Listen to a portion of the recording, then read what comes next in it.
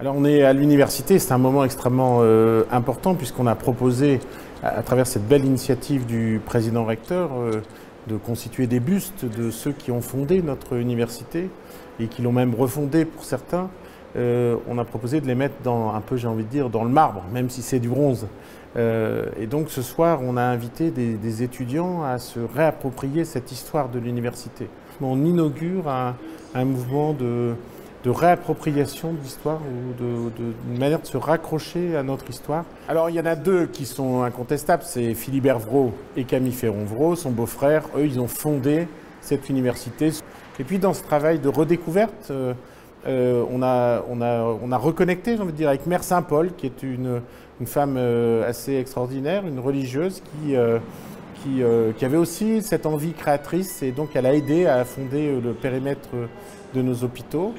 Et puis Pierre Georgigny a insisté beaucoup pour dire que tout ça, finalement, ça avait aussi du sens, parce qu'il y avait ce qu'il appelle les pauvres et anonymes, c'est-à-dire ceux pour qui finalement cette action est faite. Et puis on a ajouté derrière, mais c'est qu'une longue liste qui commence, Norbert Segard et Michel Fallis, qui ont été deux frères, mais ils ont totalement refondé, ils ont redonné une impulsion majeure à notre université dans les années 70.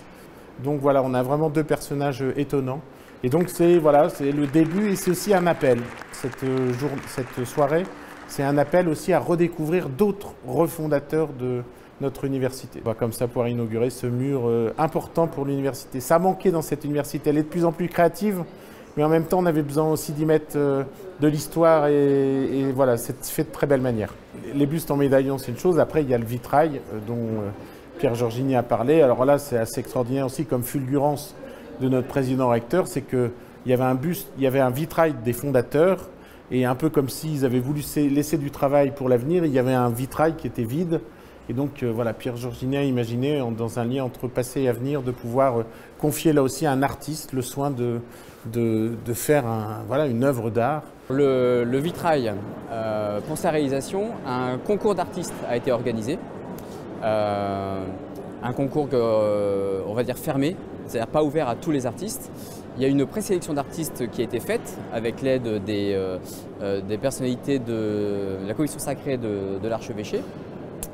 Ce qui est intéressant, ce qui est surtout important, c'est que pour réaliser le vitrail, il fallait un thème à proposer au concours.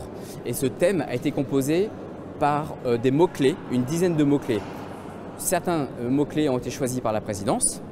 Et ce qui est intéressant, c'est que d'autres mots-clés ont été choisis par les étudiants.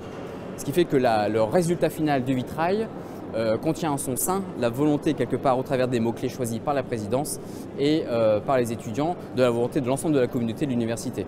Il y avait des mots-clés qui parlaient des réseaux, des connexions, des universités du XXIe siècle. Et comme ça, je me suis laissée inspirer. Et pour moi, ça parlait d'une écologie intérieure et extérieure, c'est-à-dire vraiment globale. Et surtout une reconnexion avec le sacré et le mystère et la beauté de la vie.